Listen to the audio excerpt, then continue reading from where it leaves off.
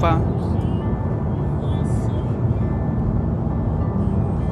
第一站彰化控肉饭，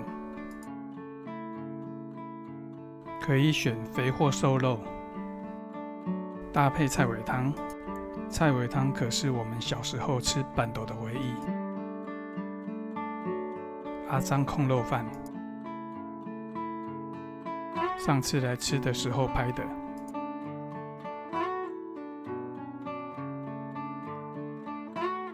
吃完午餐后继续出发，来到第二站生源集水园区，在台南善化糖厂里面。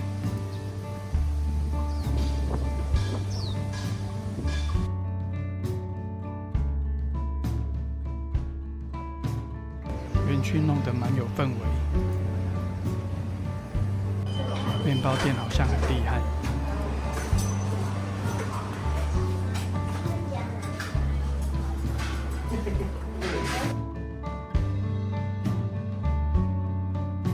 餐厅、饮料、咖啡厅都有。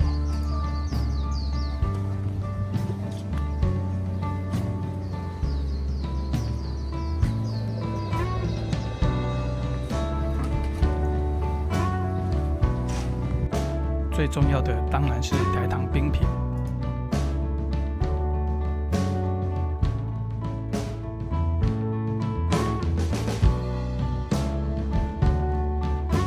这么热，当然要吃几支冰棒咯。第三站西港阿农兄芝麻糖，手工制作芝麻相关的产品，还有电视台介绍过呢。买了一些芝麻糖，回家瞬间就吃到剩一点点了。第四站台南民宿神农147，位于神农街。这条街好多文青跟复古的店。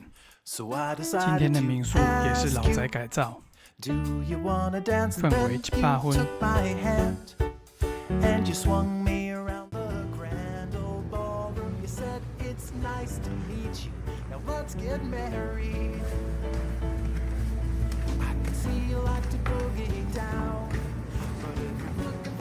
老房子窗户隔音不好，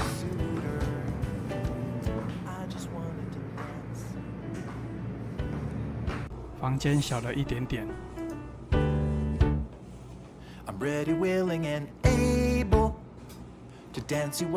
第五站阿家牛肉汤火锅。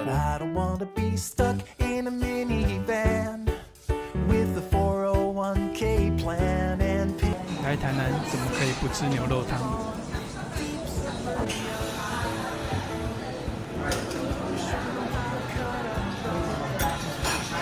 这家便宜又好吃。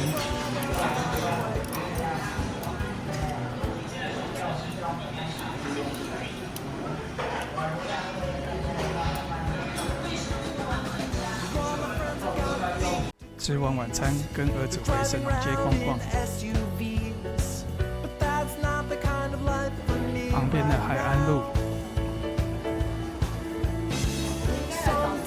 有很多漂亮酒吧、居酒屋，值得试试。不过我跟儿子对酒没兴趣，就散步聊天。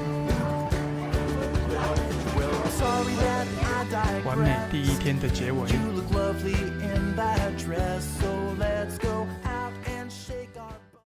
第二天，我们决定直接开车出发到台东。沿途湛蓝的天空以及美丽的海水，让我不自觉地停下车来欣赏这一片美丽的海景。前往台东的部分路段，换儿子开车载着我，让我可以好好的欣赏这一片美丽的风景与海岸。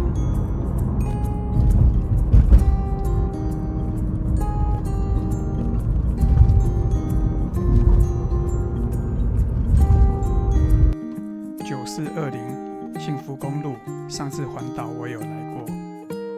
接下来就是我最喜欢的环节了，品尝美食。台东的夜市海鲜，去年重机环岛我也来过。这里除了便宜又美味的生鱼片之外，也贩售着各式各样冷冻的海鲜食品。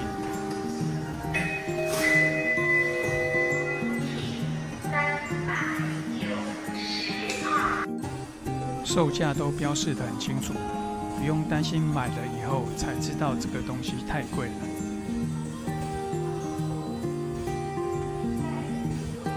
这次我们只打算品尝生鱼片的部分，因为接下来还会有很多吃吃喝喝的行程。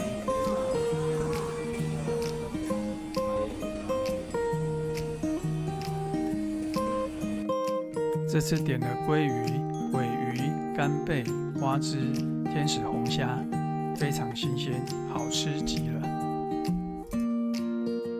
下一站来到阿桑剉冰，这么热的天气，不来一碗冰，太对不起自己了吧？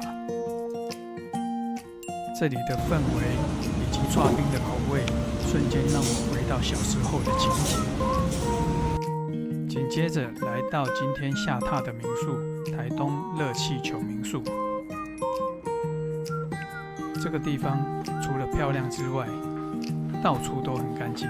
更令人意外的是，每个地方都充满着香香的味道。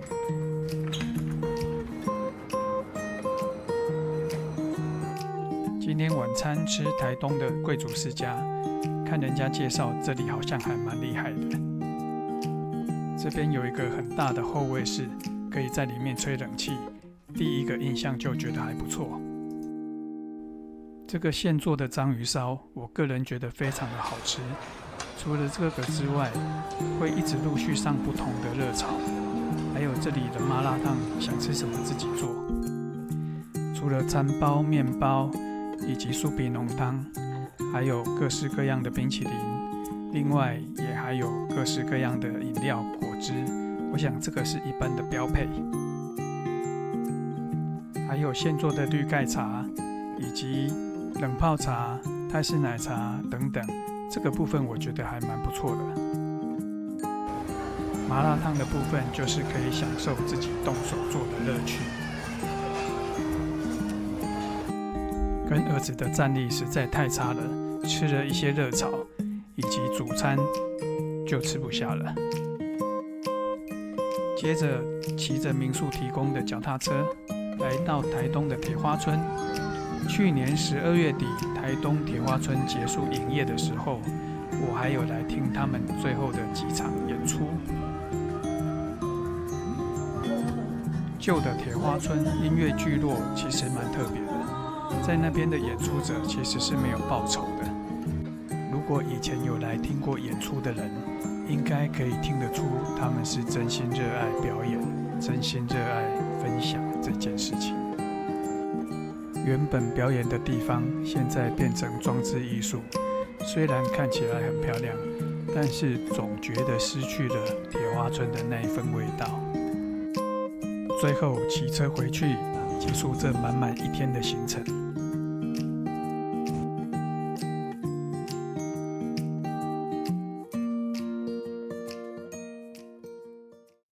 隔天一早，吃着老板做的早餐。老板还很有心地留了一张纸条给我们，因为他也在淡水住了好几年。离开时买了台东的著名伴手礼番薯婆地瓜酥。那这一天我们决定往回走，从台东到嘉义。前往嘉义的途中，先来到屏东的胜利新村。在认真逛之前，在附近随便先找了一家面店解决今天的午餐，但是意料之外，这间面店口味还真的不错，也好吃。来说说一件超好笑的事情，在我们导航到达胜利新村的时候，突然发现奇怪，胜利新村在哪里？怎么什么都没有？结果后来发现，我导航的是到高雄的胜利新村，一个是新旧的新，另外一个是天上星星的星。就这样的一个疏忽，让我开了超久，到了高雄，现在又要开回去屏东了。胜利新村是目前全台湾最大、留存也最多的日式军舍建筑体的一个园区。2018年开始，政府与许多的艺术人员开始陆续的修复这个园区。说真的，非常喜欢它这里所表达出来的艺术感以及人文气息。只可惜小时候国文学得不好，真的不知道该如何表达出心里现在的感受。如果有来过的人，我也蛮想听听你们心里对这里的看法。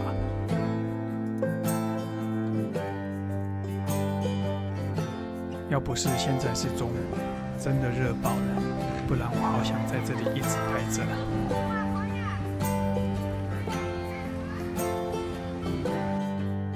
这里除了各式各样的文创商店之外，还有许多复古的餐厅，瞬间在脑中勾勒出小时候的回忆。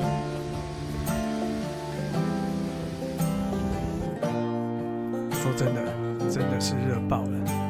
找了一间干妈店，里面有在卖冰以及复古的商品，我们就决定在这里吃一碗冰再走吧。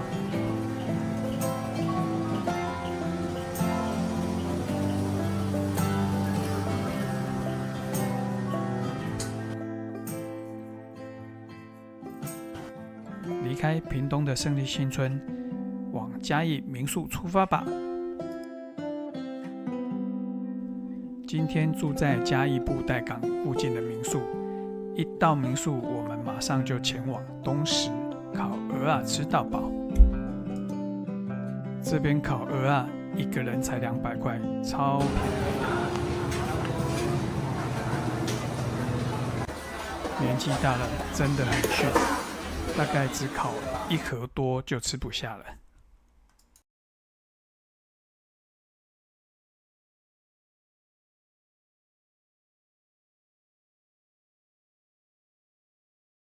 一早当然要把大便搭干净才能回家咯。就这样，跟儿子的4天3夜的旅行暂时告一个段落。如果要说这一趟旅行最棒的地方，